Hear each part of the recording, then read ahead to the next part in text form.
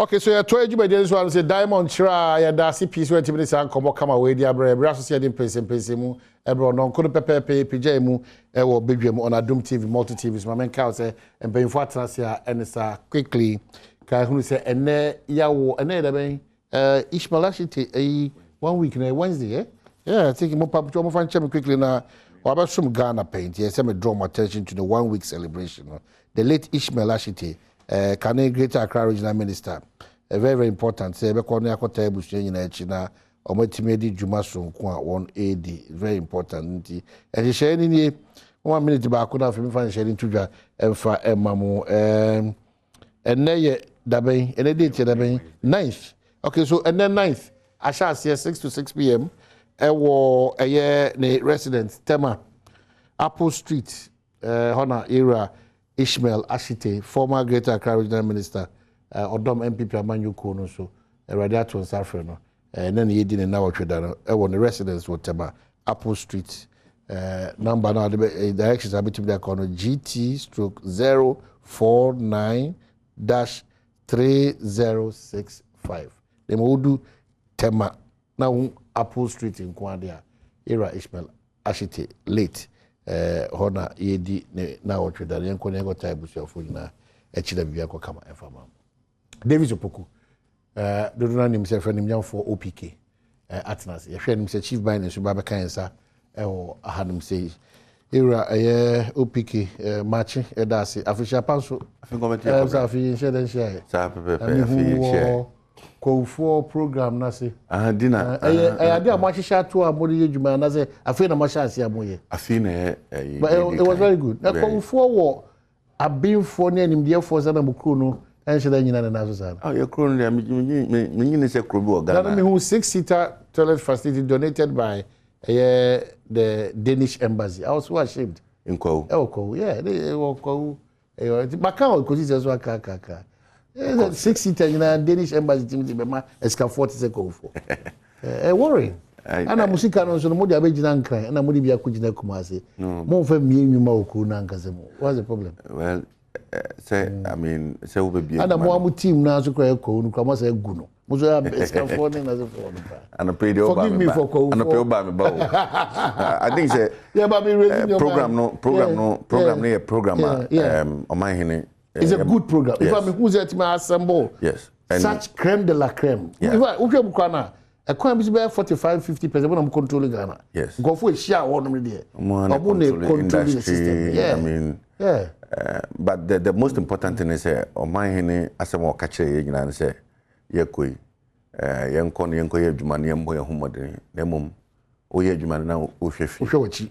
Na emi after the program pinifo a yeni omudin komo BBC about electricity issues to say Kwau BBC show some to say na just obi adwene e ba so say o say e ba yechi ye be ye bibie enti no esi aso de ekro no ye kro a ebie na say o hwa instruction adwuma no ekonanim just this week and Roads and Highway Transport Committee at the motion by two ya approve over 400 million euros, close to about 2.7 billion. Buying Akot Abisiana, Yadibabeye, a bridge cashier, they to from a chairman from to Ados. Oh, wow. Niggas is Siano, Panto Semino, to be tried in 30 months.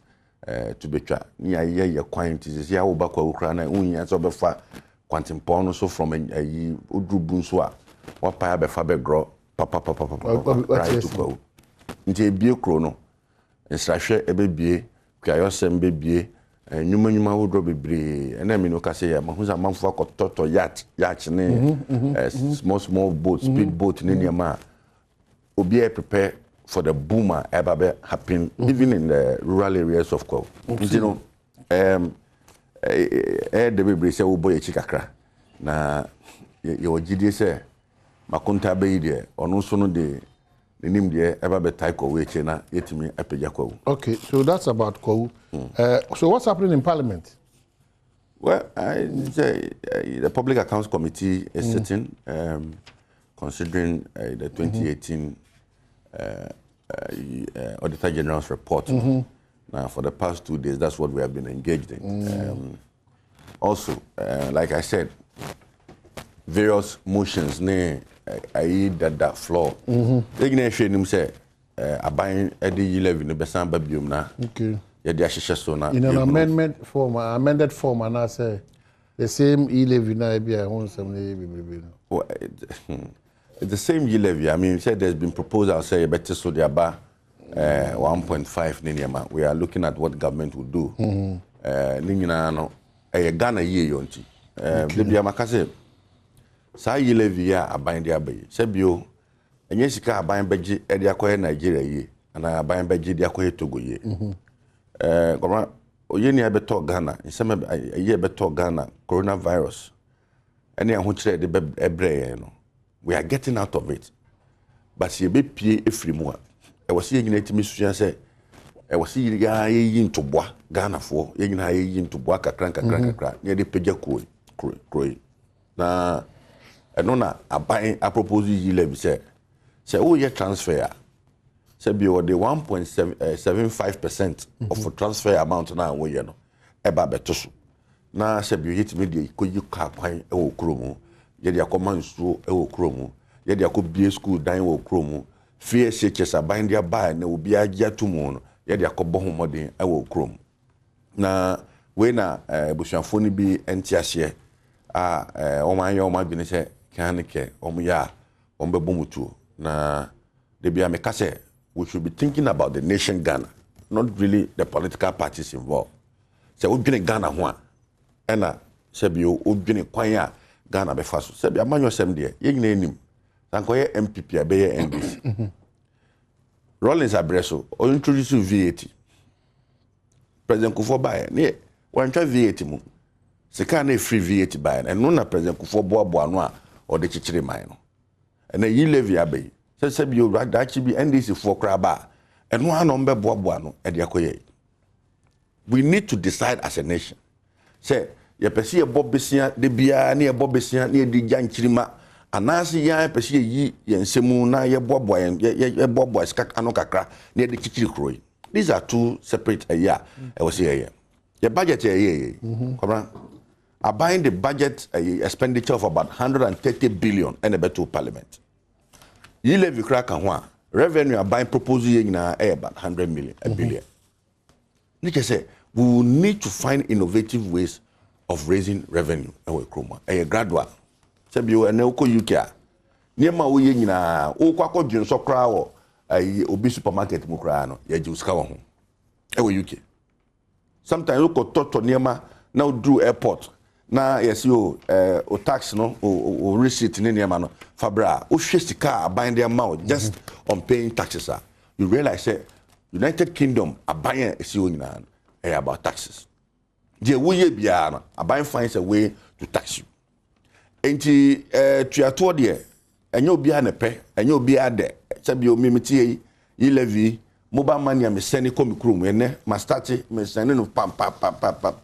Bi be kabe se me send 10,000 cedis a day minimum se metua ho E-Levy ka na mum se be ya minua no ma wonto mim de bia ye de na yenye kwan aban betimi enye skadiama contractor na contractor ba gina kwan no so no ye kwan no enu ntina me say me support E-Levy. Okay, so na yin to boa near fan ko chichire yoku. So what of those who also argue say the edikai no eto no mutua no omo ehu enfasodi a efrimo ba de eto so biom so ne say ebra ye wo mu ya ohihia bre say aban no bitime bu na ne agusu na ho kira Ghana for dodo na wo mu no wona sa akofa sa E-Levy abetua so na ebinim susu ne say o je tuo mi no ze nipa ba ko age metro me kakra na sa bedi mi botom na so sa age ho tuo na say so tuo mi no na ebe man ni na say what is that?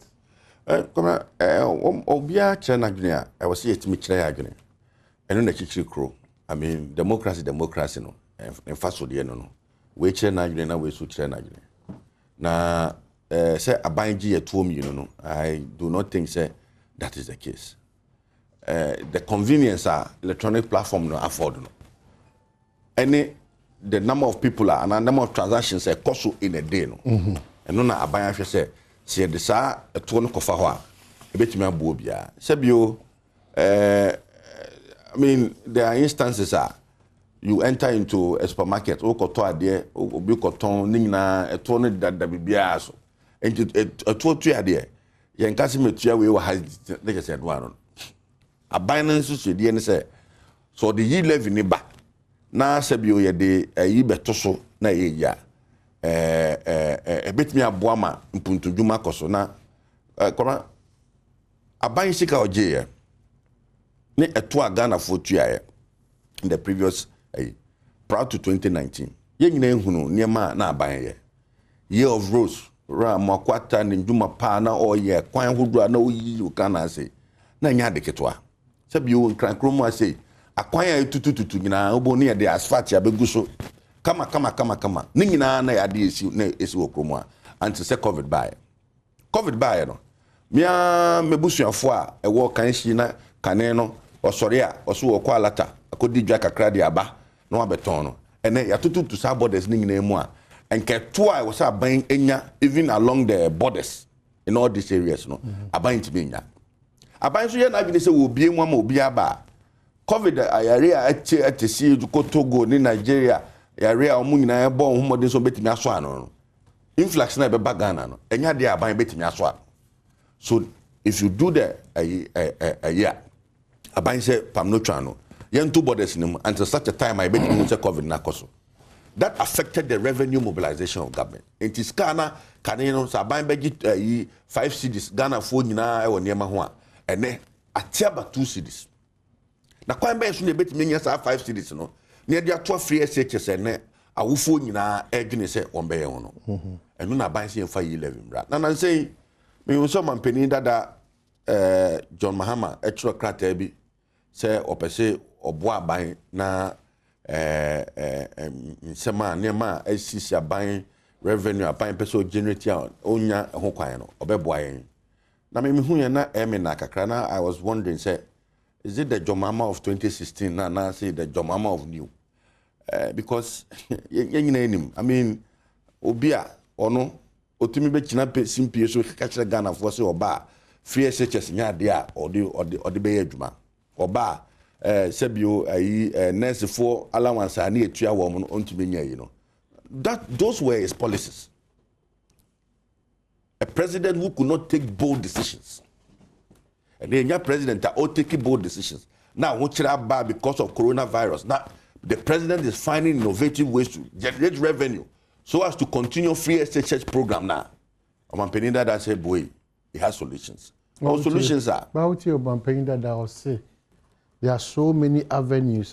Ibitimi adapt na akati of a year this E-Levy. Also, just say myself, there's too much wastage at the seat of government, and too much wastage in the system, and too much wastage at our public service operations. Indeed, we identify 3 major areas on which a substantial or chunk or reasonable amount of money. In so many ways. What's wrong with this suggestion? No, but where is the wastage? I'm a deputy ranking on the Public Accounts Committee of Parliament, and I've seen people make claims that there has been a lot of wastage in Ghana. Say.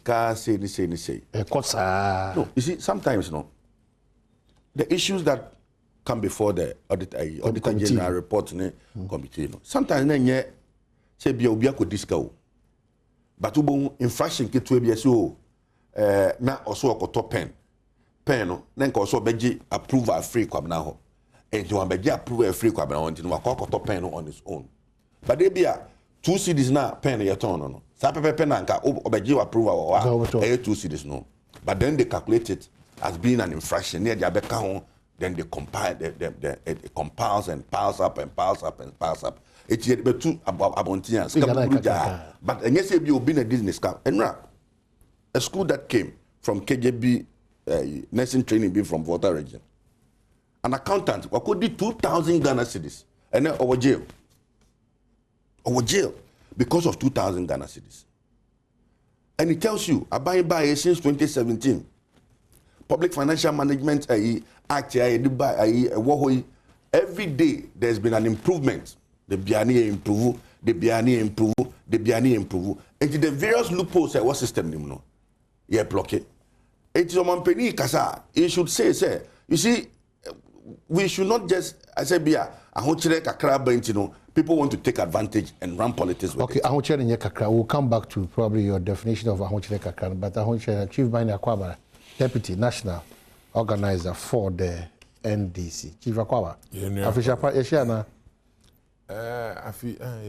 Okay, all right. The party business you are part of the Thursday Yentua demonstration. Yes. You believe in that? Oh yes, of course. I think you do too. Now me church ma I will now wash funyina obohu there is a need there. I will now wage my funyina so what's the one what's the bejimbi. Odinkan ma mincha makunta OPK. Na mincha waso na me ma oshete. Kese pa. Yes. Na me fama unia awaji nyina we nya no bebi ko na yire na nebusua na sorry nyina. Yeah. Ye ma oshete. Yakopon na kase onkra ho. Na bebi awedu oncheche ho kwan. Na onto nshira pa ofan gumondo. Kwabena yentua demo no obado chira. Our 10th February. Now, it's all about E-Levy. It's all about sebi sukufu ande owo university or the teacher futumitina from watching when I did tremamentre ewabano. It's all about the fact that above monitor GPRTU na other transport unions. Welcome petrol increment or the ahochir or the aba. Na Kwabena baby Ayedun is not about NDC MPP. It's all about Ghana. It's all about Ghana saying thing there. Menua OPK okase ehun there owa baminti odu twitwa de Japan. Into justify the bro bringing ani chino ono cross send mo money bi. But one wash one body na one there won't you. Kwabena basam na waba.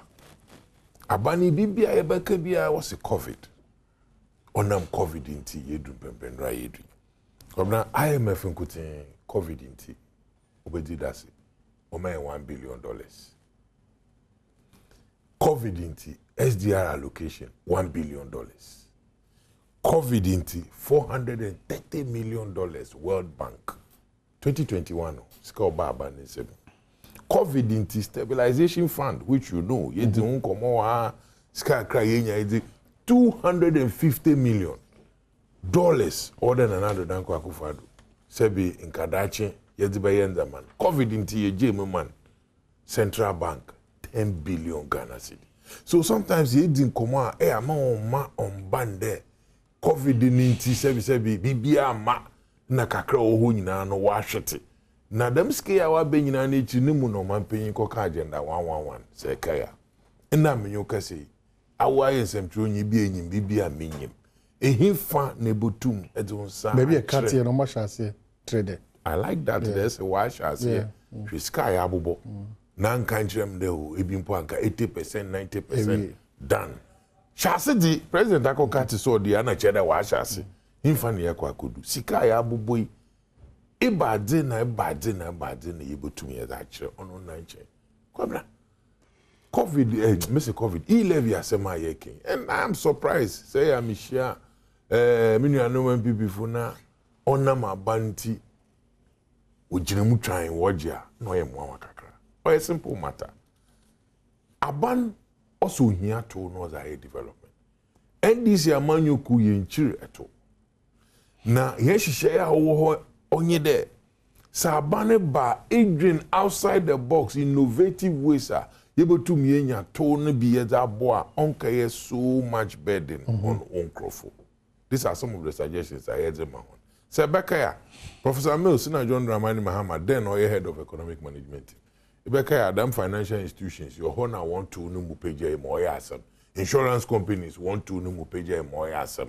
E ma ye kan wasam Ghana but then the ojina penyifu jina wona do oji tu mo ba ye to ande still ayenya ho mfaso ye de bo money. Now if I say the Omanhene Kwabena Asante say weduma ye nyina na bosomoso na waketua kakra wo de mawo no the market na wo de mawo no etua hoto na wabande o yemfa platform bi do na yemfa scan yemfa ma wo Omanhene Kwabena Asante dem scan obaba council onam platform na ye use it 1.75. Se capital bi na ewo na unia opiki owokwawu epede ekoto se bikusi na nkranti wokwawu daminti wankasa ntum nko all this man but onam dem unia opiki wo ho obotum ahwe ne we make sure the quantity amehwe nyina mensaka omahin o capital na muna na dama unia opiki mu akọ odakodi gwanamo esene man na abano watu ono ko hwe se bibia dimu no wo hyehyɛ ndama ne ma ona nusuru tuakawa on so ko tuaka on no so abano ato 1.75 dem sika na me nua wetuan on to munya na kaw enti ade de odo transfer sika na odema na chere capital na mede man na do ato sika na ode mam na ode aka hon motu me da che me father Christmas na chere odo me hwe kwan bi na me di shem okada rider say wu na etua na kaw na decided o mamo 20 Ghana enti no na 200 enti me send them sika no me da mo akwabna e send sika na ode kɔ no ho na no aba no so ri ne di 1.75 wo ono so a we wie na we nya dam sika no also me maame we krase me send me maame 100 Ghana no fan to di bandi o send 100 Ghana ma ni maame so aba na sanato dam kwani o ye tutu bottom kwan aban as much as onye sika it doesn't mean there so aban nye bi ma he akwabna kakra no we nkotokum no so o chichire yensen gu yechi no fa obi anya aban nyi ntokwa asema ye kanye de se aban mpo fi de wa hwe man we hu de mobile money transactions okodo kwabna we hu de sika o that is the more reason why I tell here kan wasa me se aban hwe na se edwuma na wo ye no wa ye mfaso dodo odama ona kwabna yaje to wo faso anyimpa nya wo iti we aye adwuma na nya mfaso na wo age ho to a you don't have a problem because at the end of the day no your profit bi enya na wo age no doto enti aban onhwehwe innovative ways a obotu nwa aka no ya monitor ye hu da mfaso anka enyanyi onam platform ye di ye adwuma da minti mfaso dodo a wonyan ye de dam to ye de to do there so why you want transaction wonya dam mfaso ya won fa man me gidire Ghana nyi bi abosor o de ti adam eyi na civil society organizations waka wasa kwabna ye na nipo ya pon adwuma onkrofo enyi ho adwuma na ye nyi wonti nkomo obiara ohaw ne de se nya bibi kakra to usikado na onam de retua platform na use nti abana ngasa ka che na ji won sha sekura no revenue akofo over 20%. Ayem shishi na wa ba kekede dam adire bana ombe so it tells you clearly there so adine reba ba de kura na projections na ahwe transactions or kodo na yen obokofo eyi na NDC amanyoku yes nka he ye edinyi de kwabne yenyi Ghana fokasa na he asem papa na yede ba no to wona som na nka woto aba wode mahem yen tubati nru abato nanso ona ma ho kire wo ho nti ahye ye pede ye tuntu sikoko yede chiraban eyi na civil society organizations over 10 of them so it's not a question of ye tesukra mamatias it's a question of kra mumpe kwabna dam ekwan ai wogi dam tu onye kwan papa awu baby eti ami baby ameti munye baby oti sa aba no sorry no the measures bi aba no so do property rate wa aginsem enti ye de kwa fufuru bi aba ye hwehye no nam de kwabna Asante ni area north no ye prime nti kwabna dam tax ni ye begin wankasa nyim de primary na ewo nyim de wo dan no so wo de etu an to kwabna e begina free do na isu na mu onje otu obi arente wasam what be my menu pika obotua now what we are saying there demo kwani ya hochiri mi a yewe yenye bi yemfama ye manfo kakra na ho wodi ye adwuma oye ho capital na wodi ye adwuma ne nka mama ye nko ne yenye de ye nko nka fa osande onye adwuma nya mfaso a ejina to a onye okay tax mbrem o madam kwano good but asem se bi em say sa hochire na yina ya admit say hochire wo no we have arrived at this point for what reason kwabna enyim de Ghana ha oma ahoro na covid we di honya obi obaka de covid obey no onja amanyan oja akohwe aba mana man ne butum abubo wodi de what the covid taxing what that to more citizens wonder will tua Ghana president Akufo Addo di bay sebi ati de Ghana yibi abetena we free do urusu ho people are paying. Are you getting the point? Na the more holding na na bana yetua no so ni nyida nature no wor fadam ko look at what is happening in parliament is sido I do when you do politics, a chief Juma, so my year of politics, Madame Omanhene, I witness them at the bidder. Ebe see that. And paying nara obiara kan wasam. Na nado danko akufado. Kwabena ono no ma yeta sede. Yetiskado na so comedy. One of my yeta sede lazy way, lazy man's approach. Onye de obey tax. One for kind of taxation. Now regressive taxation or today your people are complaining due to the fact they mean now we na yejitum there. System no mukra no ayedzeno. Abani also want it. Change now the damn tax. I'm not the meeting we are calling on you. Right. When you are OPK, as much as our new patriotic party or your MP. Or one crop for new constituencies are the Massemi American Queen. Sabanete, never new OPK so tase, Nasaban Oyifiwa, the people in his constituency, who will to what to walk a crana ye Jumana wa benefita. Unnecessary how be a your banadon. Them how Nina Obucha. All right. The means yen fa man yourself in a fan to chen. I'm not going to fool so. And there, when you're there, apart from where you may, ye party through a trade. How much is the dollar? These are issues are all mean here and dada. Now, so a banner catching no to moon to tune them in an yentenason, Ghana Fortunas or Yetche be a may. Then mums are banned before Kwabena no a 2 him bottom the Kwabena. Yen nara a china on phone. Cameramen are normally 1 year. A year demonstration was the camera based model. One brave be not say a nancy or here so the camera needs to want to need be someone there. When you're going to get some no quarra or the 1 year truthful. Now one country hand there. The tax year can one say me or you have one casa one pay, another one pay. Look, I see. President Akufo-Addo Nankasankasa. So be no quarra. Now I share backwasem clips on Nankasa with him starting from Kumi Preko, V80 demonstrations are 1 year. No year president. That's what back on on this tax I can once a year. The truth should be only one there, or then another Danko Akufo-Addo, or Cheno, no Odifino.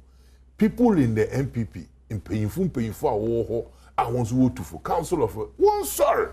No one tune for no one month there. The ma DJ. Onya do Badwam manful. Enti kwan fufuru bi wo ho a ono na nimpa yifu won tena ho which there are many. Market be crowd ha. Kwabena telcos in be are making money. In the Obaka China and say Obaka China was telcos are ready to reduce to 0.25 or something. 0.75. Now if they are telling you this Abantu me you want to know not specifically only look at the projections or Juma or year turn around or kodo with the profit margin Ghana for we patronize. That is why they get that profit.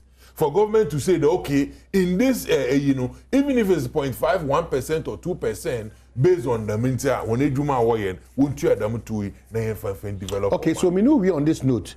Madam for Kingsley Nyako, Member of Parliament for Kwadaso, yeah? Is that a write-up on the E-Levy debate? And let me pick just this one. I mean, we'll say.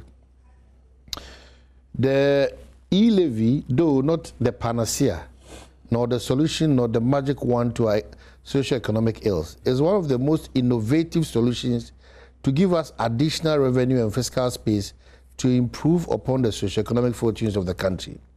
Opting for the E-Levy, an internally generated revenue stream, is better option than seeking intervention from the IMF with its consequential conditionalities. This because history has shown us that it is not the worthy option, neither is it able to address our present liquidity challenges. We sought IMF bailout in 2014. What was the outcome? What changed positively? I think seeking IMF intervention is the easiest approach. The E-Levy intervention is the innovative and progressive one. What is innovation? Thinking outside the box, creating something. Are we saying that armed robbery is an innovative approach to make money? Is that what we want to say? But that comparison is not it. It is same. I have given you explanations. And I'm telling you why Damadi Orbe a ban is supposed to make sure the hen timemofon obe take decisions obe my abrabo my. And this is what Aban is doing. And because they will get money, IMF, you say it is innovative. Okay, so my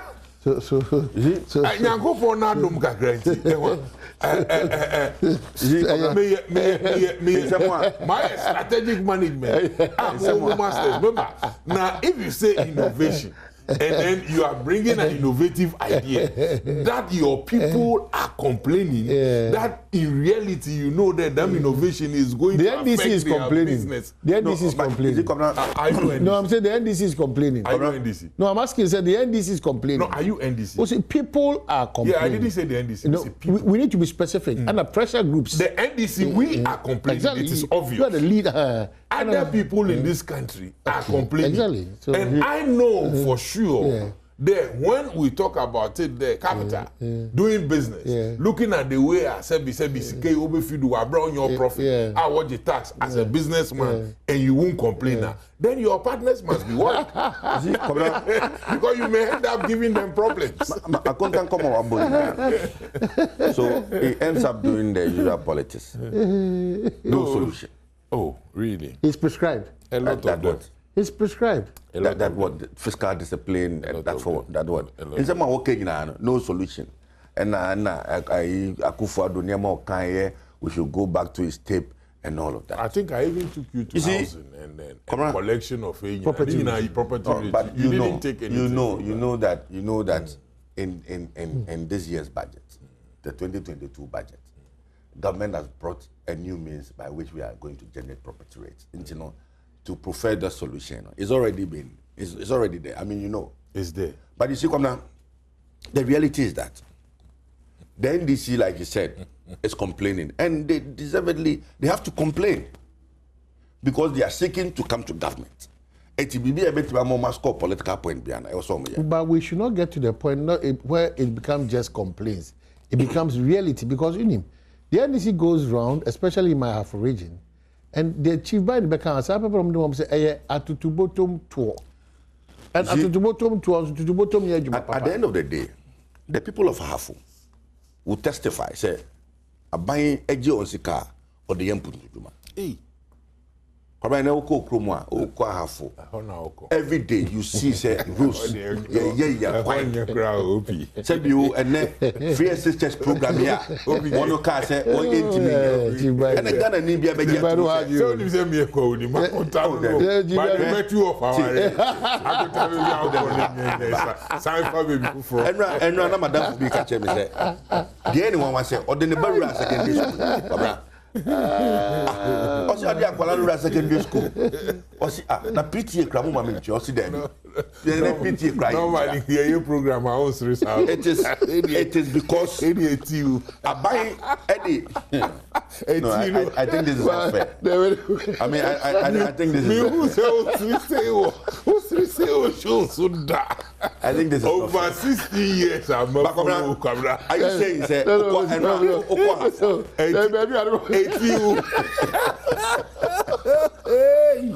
saying say you have not seen development happening. We try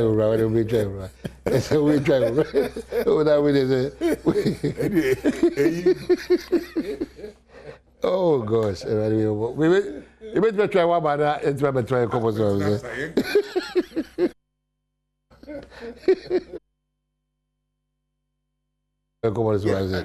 but why not? There is a money to be to the point. Of course. And then year of growth I hear Kawasemi. It is springing up everywhere. No, I keep buying it, please. Let me just go. Sorry. Oko can share. And then most of the manna at they are complaining. Obiako Krania may free China the Aba. But you have taxes. After home ports, stop crowd every day I buy a tax. Obiti hosi wo why Instagram shop na or the dija and to bona and go for Tony on Instagram. Such a person do not even pay tax. Okay. And the stores need baby crowd. You don't even see the person. And one so watch also any pay va momo. Utu ava momo na delivery van e dia breo. This is what is happening. how do we tax all these persons? How do we ensure say nipa na or online na or to ade no? And the ordinary sika ko to ade or kanshi no, they all pay the same tax. And for me, it is one of the solutions that this E-Levy profess. And I think we need to embrace it. We need to appreciate the innovative. Innovative. I think so. The E-Levy is innovative. It's going to widen the tax net and ensure say will be bearer. Whether you are selling online, whether you are selling on Instagram, whether you are in Okanshi, whether everywhere you are, no, you would contribute to national development. Okay. And for me, that is how innovative this entire policy is. Okay. But you see, say I want to have background now. It is not the NDC that will give us solutions because ye nim. They don't mind show monsa. Ye hunu don't babe ye. Say you near man na Akufo-Addo ne no. NDC bill anum tom say enya de betimi aye. Free SSS John Mama say time soon ye. Now no is not ready to invest in it. When saying teacher training allowance also want to mean nursing training allowance also want to mean to all of this, the government is doing it, they are implementing it and ensuring say it is sustainable. The sustainability of it, we need extra money somewhere to allow government that space to be able to operate. Okay. It is about the E-Levy ba na man for a complainer. Omo di complaining, obi enu a me tie so ka se me go to ato enya me de. But I was here to meet your mind. Okay. And until the NDC gives us an alternative that is better, I do not think that Ghanaians should listen to them. It's message Ghana for. It is just the usual exercise in ahead of 2024. 2024. The NDC should organize a press conference tomorrow to tell Ghanaians alternatives ways are about my generative fund, and we'll take them serious. Okay, what do you say?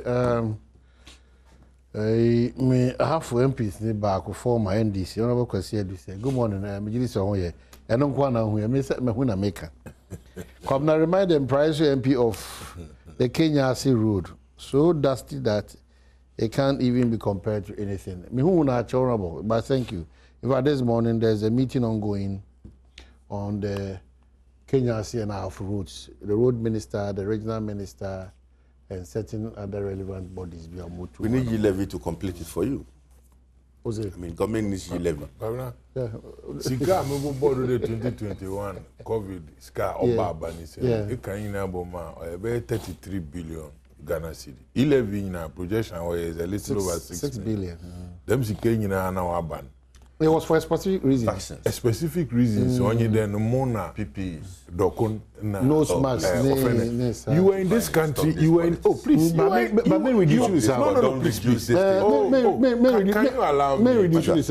Can you allow me to make free water, reduce free what? electricity? Didn't you see them people were being fed? Is it reducing something?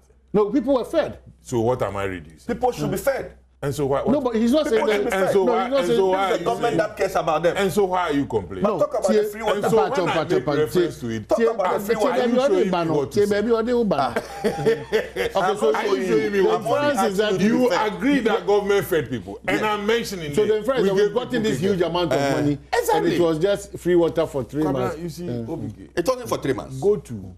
It wasn't for 3 months. Go to. It wasn't for 3 months. It was for how many months? Every 3 months, the government reviews it. Reviews what? The free water. The free water. It wasn't for 3 months. It has stopped. It wasn't for 3 months. It's a fact. Oh, challenge. It has stopped. I agree. But it wasn't for 3 months. It ended in December. It's for 3 months. It wasn't for 3 months. That's what I mean. Still Ghana for here. What's going on free water? Ombu. Say, Dr. Baumia, or a second gentleman of the land. Or you will be a Nimpapi when you done do one pipe when you want to be a second gentleman of this land. Dachi. Dr. Baumia, one can say only in Kwame Sefaka in the show. Doctor, what's it?